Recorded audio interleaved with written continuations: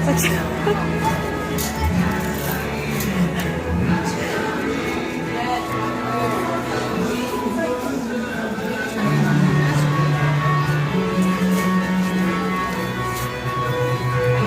want jeans? Right here.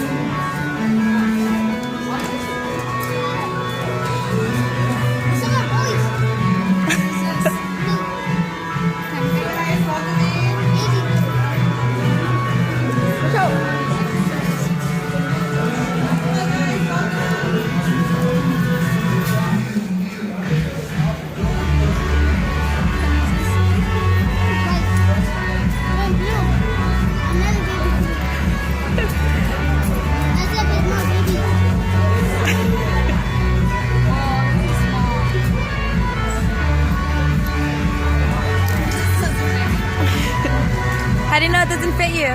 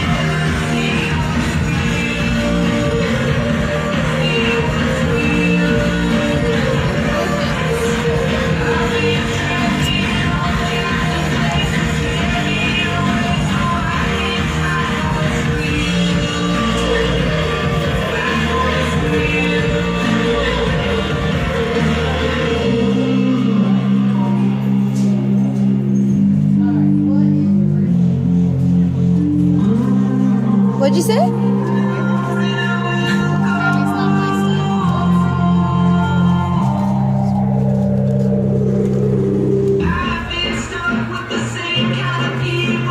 Drop.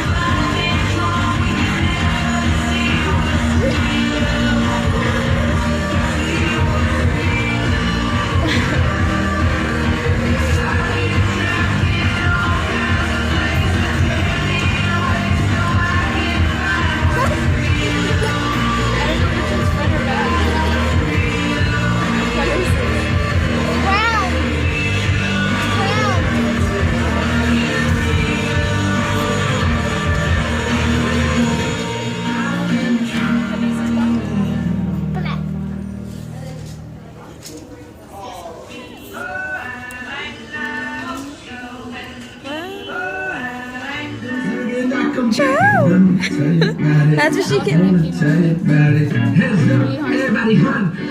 and I'm gonna do the Blindness Project, and I'm at 7-Eleven, so I'm gonna buy something, and here's my guide. So now.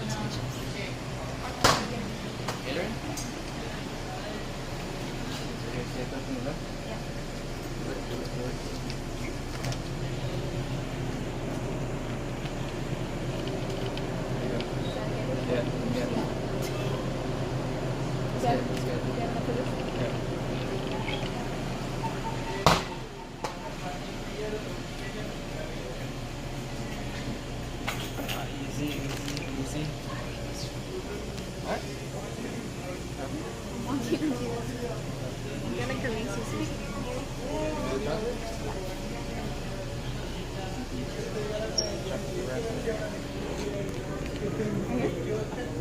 Left. Yep. So that's it?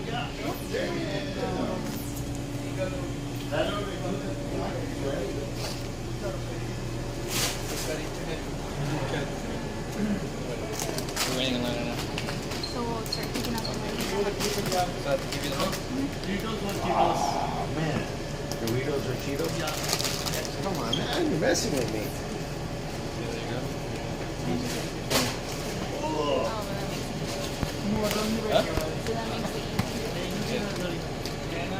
Huh? so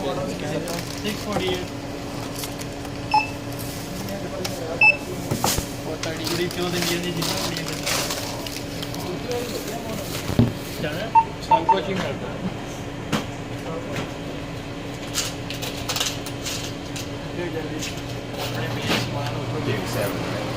makes it easy. No. Thank you. You are back? Yes, please. What are you up to? Just outside.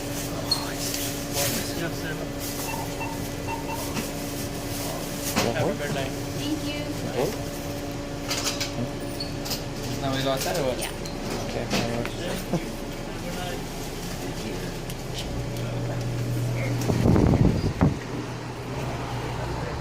More stuff? No. Decided to do it now. Okay. And that's... Where's the camera? The camera is right in front of you. Okay. And I was buying some Gatorade and chocolate. It was a little difficult just because I don't know where I'm going. And then stepping outside. But I think there was like a little off ramp because I didn't feel no step. So that was good. Thank you. Hi, I'm going to be doing the home activity for the Blind Project. And I'm going to make a sandwich.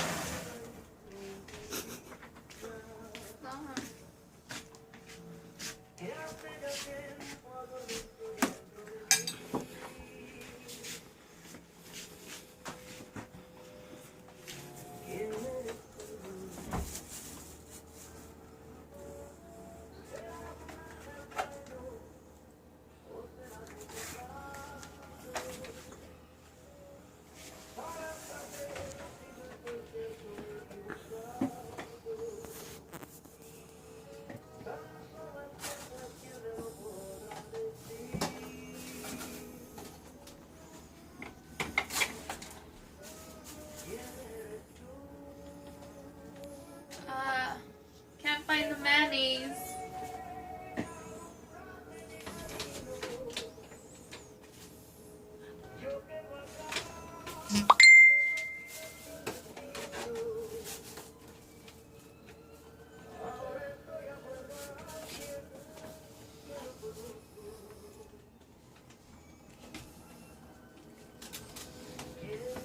Can you direct me where the mayonnaise is at? The mayonnaise? Look for it. I can't find it. Oh, look harder.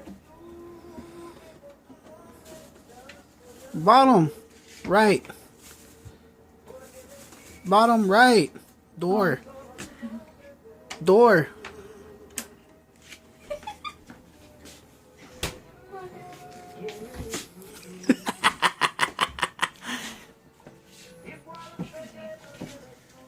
So, start my sandwich. I got my plate.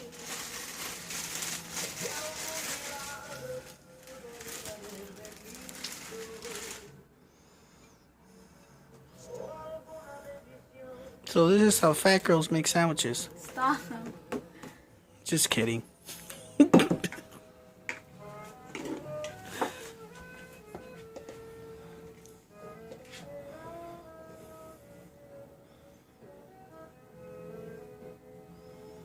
You got 10 seconds.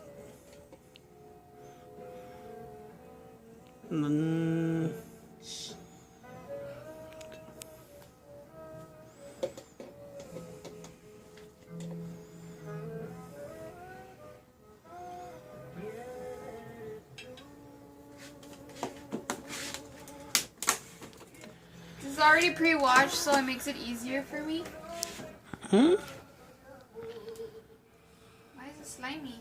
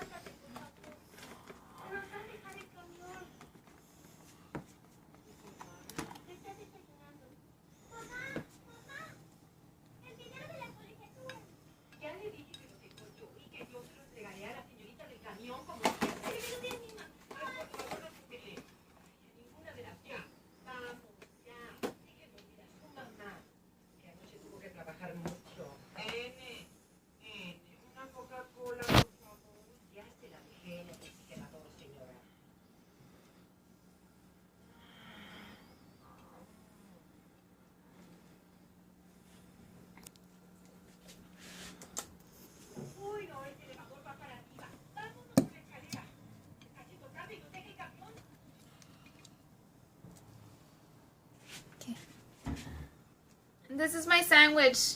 Overall, I thought it was really hard, but I was able to accomplish it. Thank you.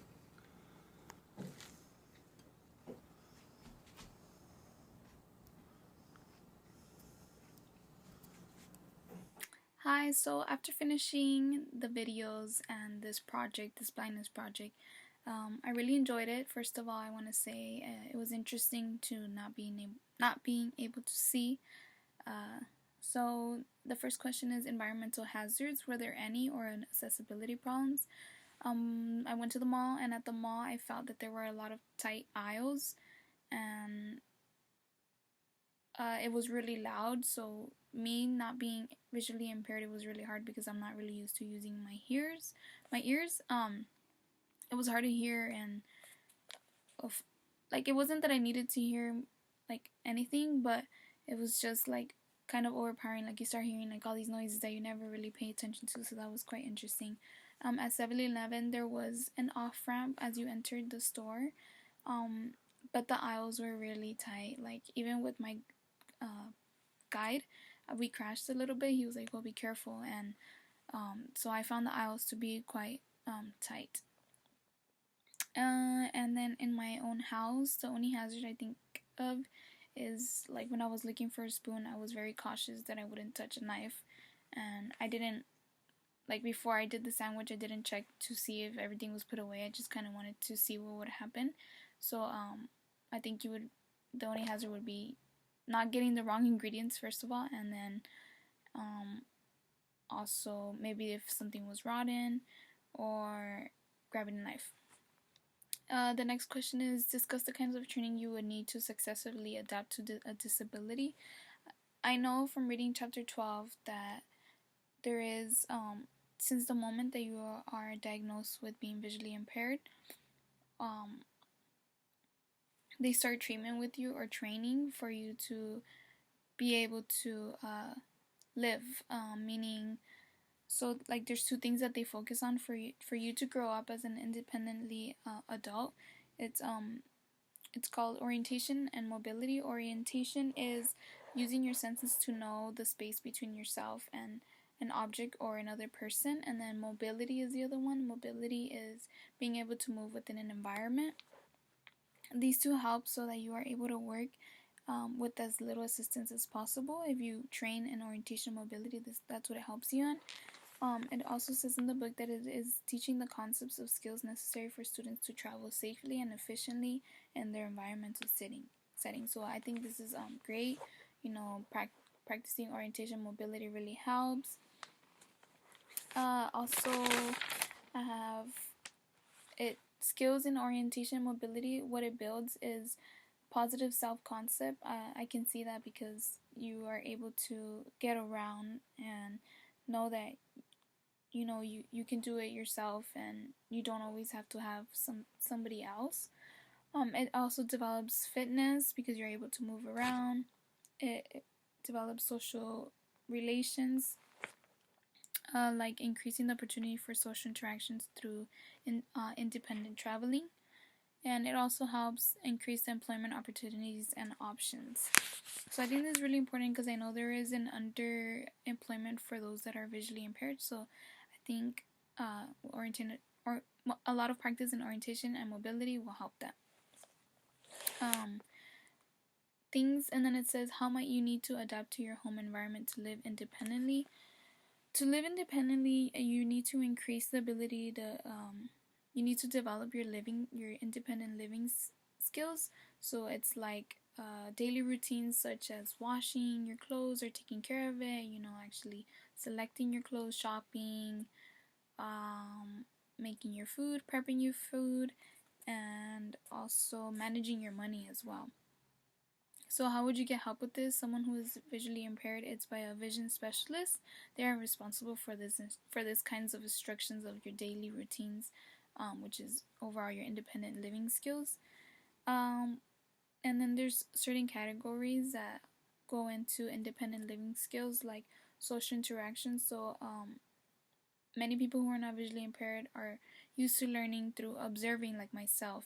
All my life I learned things through observing. I learned, the ABCs. I saw the ABCs. I learned how to drive, for example, later on in my life, by seeing, this is drive, this is reverse, this is how you reverse, this is how you go forward, this is how you parallel park. So everything was visually seen, and also hearing, but mostly seeing someone else do it. Also, independent living skills, you can have recreation and leisure skills. So this is like being able to go skiing or climbing, and this can be done through an actual website. It's called National Foundation for the Blind website. And then also another category within living independently is the use of assistive tech. So there are impressive